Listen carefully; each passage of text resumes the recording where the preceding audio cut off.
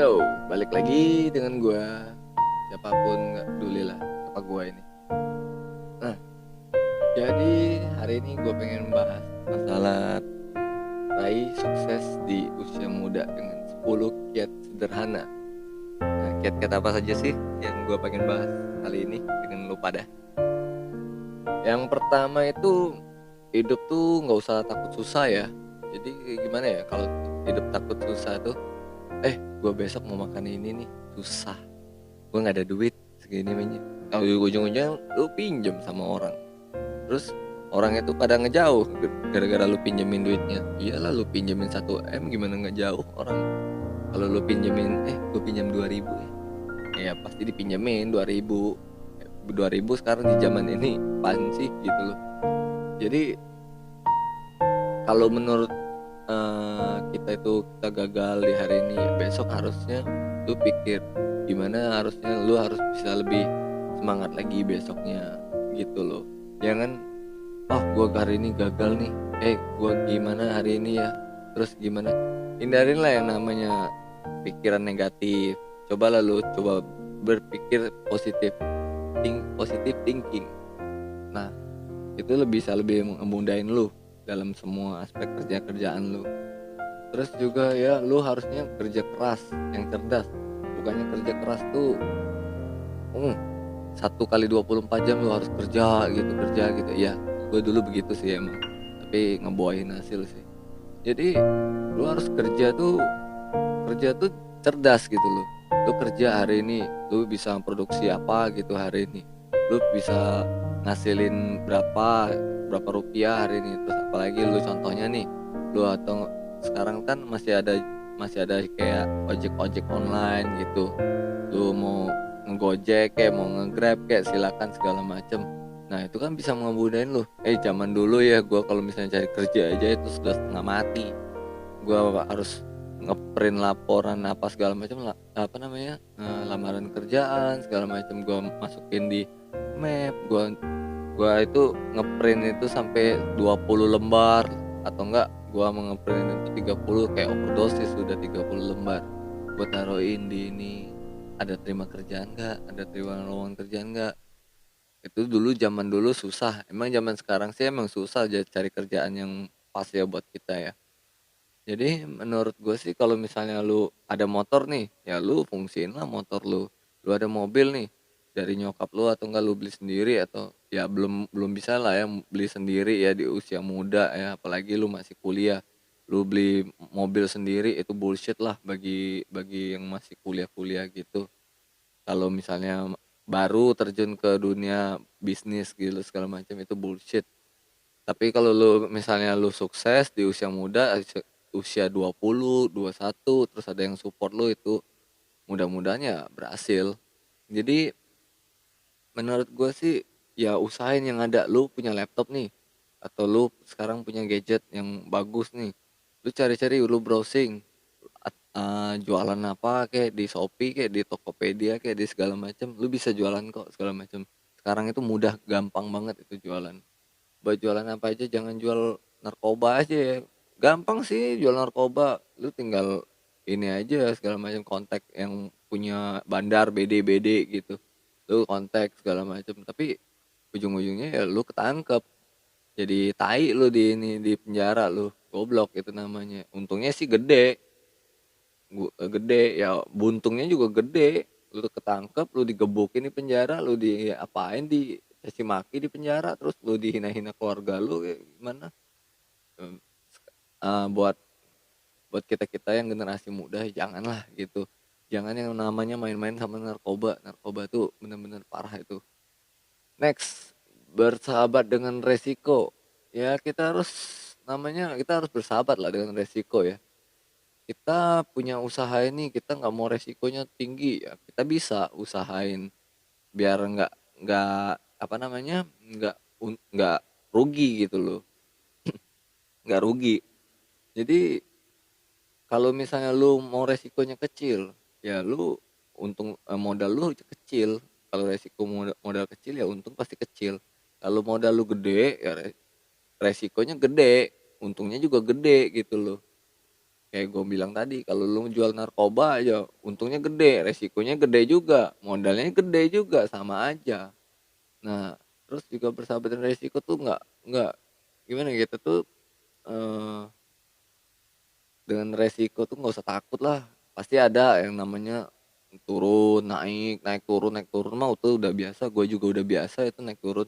Misalnya usaha gue hari ini kayak gini nih, turun nih, ya udah biarin aja, jangan, usaha tetangga tuh lebih maju tuh segala macam, nggak usah pedulin tetangga lu aja nggak pedulin lu, ngapain lu pedulin dia.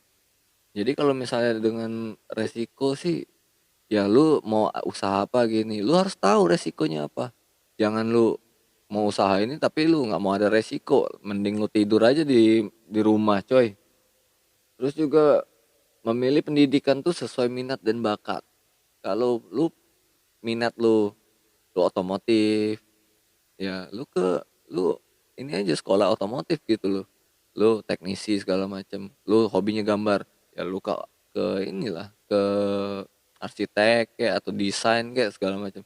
Lu hobinya ngomong, ya lu ke public speaking gitu segala macam. Lu belajar dari orang-orang yang berpengalaman dengan ngobrol, kayak gua ngobrol, hobinya ngobrol, tapi ngobrolnya sama lu pada gitu loh. Nggak apa-apa lah, nggak masalah, tapi ini bagi-bagi ilmu aja lah. Terus juga kalau lu misalnya lu hobi otomotif tapi lu belajar desain gitu, ya nggak masuk lah. Lu nggak hobi, lu nggak passion lu bukan di sana. Ngapain lu belajar mati-matian tapi lu passion lu bukan di sana gitu loh. Jadi kalau kayak gua nih kuliah nih bagian manajemen marketing. Wajar gua manajemen marketing, gua suka ngobrol, gua suka ketemu orang segala macem, gua doyan gitu loh. Jadi ya terus ke usaha gua juga gua ngobrol sama orang, gua lobby orang segala macem, ya cocok. Kalau misalnya gua belajarnya manajemen marketing, tapi ujung-ujungnya gua kemana gitu, ke desainer, terus ke officing yang notabene ya di kantor doang, nggak ngapa-ngapain, nulis-nulis segala macem, jadi sekretaris mungkin, ya nggak bisa lah begitu. Ujung-ujungnya lu bentar-bentar bete, lu bentar-bentar, jenuh jenuh, gitu. Nah terus juga ya, eee, bagi yang misalnya kayak gini nih, ada keluhan nih, "Ah, gaji gua kalau gini nggak naik-naik, gua pengen naik gaji, gua press sama bos gua," segala macem. Kalau di gua sebagai pimpinan ya gua nggak bisa gimana ya, gaji karyawan gua, mau naik nih segala macam, ya gua biarin aja, gua bodo amat. Sekarang gini, mmm, nggak usah ngomongin inilah, nggak usah ngomongin gua pimpinan segala macam, gua nggak penting, gua orang nggak penting kok. Eee, Kalau misalnya lu mau ngenaikin gaji, bos itu ya tahu kalau misalnya porsi lu sekian gitu loh, porsi lu sekian, lu gajinya sekian, produksinya bisa sekian, wajar nggak gua naikin gaji? Kalau wajar ya pasti gua naikin gaji gitu loh. Kalau misalnya lu kerjanya males-malesan di kantor segala macam, lu mau naik gaji mah mana bisa Bos, di mana-mana juga nggak bisa. Tapi kalau lu ada produktif, misalnya lu bisa ngeyakinin kayak gini biar dapet proyek segala macam ini, ya lu bisa dapet pengajuan gitu loh, pengajuan naikin gaji bisa. Kalau misalnya lu kerjanya malas-malasan ya nggak bisa lah, mana ada yang mau naikin gaji lu, kecuali orang itu orang gila ya. Nah, jadi jangan banyak ngeluh lah di tempat kerjaan, kita coba kerjain aja apa yang kita bisa gitu, kita tunjukin kita the best gitu sama orang. Makanya orang bisa menilai lu, bukan lu yang menilai diri lu sendiri, nggak bisa itu bos. Jadi yang kelima nih, berusaha menyisihkan 25% dari pendapatan per tahun. Nah, kalau lu misalnya lu ini nih, lu ada duit, misalnya lu sebulan itu duit lu 2 juta atau enggak 4 juta per bulannya pendapatan lu, lu coba nabung. Lu coba nabung. Saran gue sih jangan tabung di bantal ya, atau enggak di mana. Ntar kalau misalnya amit-amit nih rumah lu kebakar, ya habis duit lu semua. Usahain ya nabung di bank, tapi yang lu buka rekening yang tabungan lu bener-bener yang satu buat bener-bener tabung gitu loh. Kalau gua lebih suka nabungnya di obligasi ya. Obligasi ya lu tahu sendiri lah obligasi apa segala macam. Kayak bentuk saham-saham gitulah.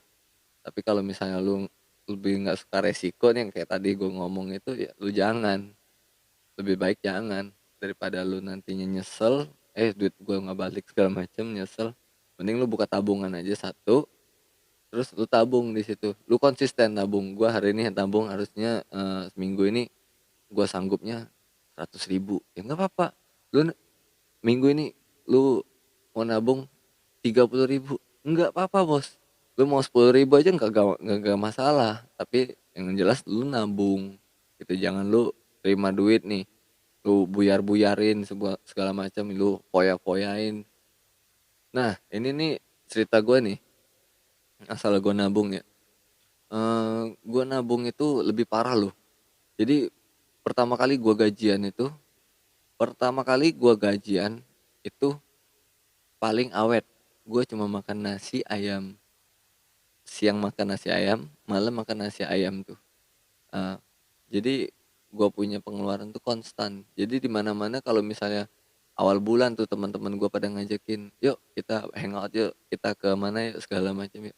Pada gue tolak, gue bilang gak ada duit. Jadi mereka pada nanya, kan baru gajian, gimana duitnya? Ya gue jawab aja, gue belum ada duit segala macam, gimana mau bayar. Nah, giliran gue di akhir bulan tanggal 25 itu gue, karena kan gue kan nyisihin tuh tabungan gue per minggunya segala macam. Jadi gue nyisihin tuh tabungan gue tanggal 25-nya balikan. Gue yang kaya tanggal 25-nya. Gue ngajakin teman-teman gue, kita nongkrong yuk, kita ke mana yuk, kita ke mana? Karena ya duit gue udah sisihin, jadi gue nggak peduli, gue nggak gimana-gimana gitu sama pengeluaran gue. Nah, jadi lebih enak kita tuh miskin di awal daripada kita kaya di awal nih. Habis-habisnya bulan tua pasti boncos segala macem. Nah, mending gitu. Kita rubahin mindset, Bro. Rubahin mindset. Di sini mah main mindset aja ya. Nggak gimana-gimana juga masalah duit ini segala macem. Nah, ya bisa-bisa lu lah yang ngatur-ngatur tentang keuangan lu. Terus juga, nah, gunain tabungan lu tuh buat investasi. Yang keenam nih, gunain tabungan lu buat investasi.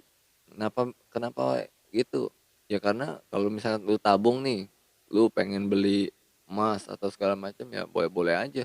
Lu mau beli mobil nih buat ngegokar segala macam ya boleh-boleh aja. Tapi lu nabung nih, habis lu tabung lu peres keringat lu sendiri, lu beli motor CBR ini buat kesenangan lu pribadi, terus lu buat pamer-pamerin, lu buat apa? Lu mau beli handphone segala macam bagus kalian bos, ya bos, handphone sekarang 1 tahun aja udah berapa kali, Apple aja ngeluarin 1 tahun aja bisa 2 kali 3 kali bos. eh Vivo aja ngeluarin handphone bisa 4 kali 5 kali bisa mati. Zaman sekarang mah bukan zaman kayak dulu, kayak misalnya BlackBerry nih. Zaman-zaman gua kuliah dulu BlackBerry munculnya setahun ya sekali gitu loh. Ya wajar setahun sekali. Ya kalau buat kebutuhan handphone ya gue sih nggak begitu-begitu penting amat ya sebenarnya. Cuman buat main game doang sama browsing-browsing sama kerjaan gue aja. Tapi kalau misalnya buat kayak gengsi-gengsi, gue gengsi nih segala macem, ya nggak perlu lah, ngapain lu gengsi-gengsi gitu. Terus juga berinvestasi dengan properti. Ya investasi dan properti sih belum bisa lah ya, kalau misalnya lu cuma bisa nabungin 3.000 sehari, gila aja 3.000 dikali 30 hari berapa bos? 90.000 gitu, nggak bisa. Terus juga nggak boros dan nggak gampang dengan teknologi baru yang tadi gue jelasin juga, berkesinambungan sih biar nggak boros segala macem. Terus juga yang ke 10-nya nih lu harus ini loh, ini yang ke 9 ya, tapi yang tadi sudah gue rangkum menjadi satu. Lu harus fokus yang ini nih, yang terakhir ini nih, fokus nih. Lu harus ada tujuan, goal akhir lu apa. tujuan akhir lu apa, setahun ini gue mau kemana, setahun ini gue mau ngapain, gue mau beli apa yang buat bisa ngebangkitin semangat gue buat besok-besoknya lagi segala macem. Kayak gue dulu gue seneng traveling sih, orangnya gue seneng traveling. Gue setahun setahun itu gue bisa 2 kali 3 kali traveling, tapi lebih seneng sih gue lebih traveling ke mobil, lebih lebih seneng naik mobil, naik kendaraan pribadi sendiri atau enggak naik motor sendiri lah. Tapi gue sih prefer kalau jalan jauh gitu, gue lebih suka naik mobil sih. Gimana, emang enak aja kalau misalnya belanja apa-apa taruh di mobil, belanja belanja apa-apa taruh di mobil segala macam, kalau mau makan atau mau ini bisa di mobil gitu loh, lebih efisien. Karena gue beli mobil dulu juga, gue beli mobil itu pakai duit gue sendiri, tabungan gue sendiri, nggak berdasarkan dari orang tua gue segala macam. Gue beli sendiri dari usaha gue sendiri ya, yang gue tadi sharing ke lu pada. Gue nabung segala macam, gue 1 kali 24 jam gue kerja terus mati-matian. Tapi ya syukur-syukur sih gue ada hasilnya. Kalau misalnya gue sudah usaha segala macam nggak ada hasilnya mah mending pulang aja tidur. Jadi kesimpulannya gue ngomong begini, gue pengen lu orang tuh maju ke depannya. Gue pengen lu orang tuh bisa dapetin apa yang lu pengen gitu, tanpa lu harus ngutang ke orang lah, lu harus minjem duit segala macem, lu harus ngemis-ngemis orang tua lu atau enggak. Banyak tuh yang kasus-kasus eh, anak remaja ngebunuh orang tua nggak gara-gara nggak dibeliin motor segala macem. Ya itu mah cemen coy. Gua dulu mau beli laptop aja gua dimaki-maki sama nyokap gua. Gimana? Lu mau laptop, ya lu pakai duit lu sendiri, lu usaha lu sendiri segala macem. Lu nggak usah ngemis-ngemis. Kirain gua mau beli printer nih buat buat kerjaan kuliah gua segala macem. Ya gua nggak bisa beli printer yang kayak Epson L360 segala macem yang bisa fotokopi segala macem. Ya gue bisanya beli yang 300.000 200.000, gue ke Mangga 2 Square gue beli. Aduh itu zaman-zaman kelam lah bagi hidup gue mah. Jadi ya itu aja deh yang gue bisa sharing ke kalian hari ini. Thank you yang udah pada nonton, yang udah pada dengerin komenan goblok gue. Ya moga moga-moga kedepannya bisa manfaat buat lo pada.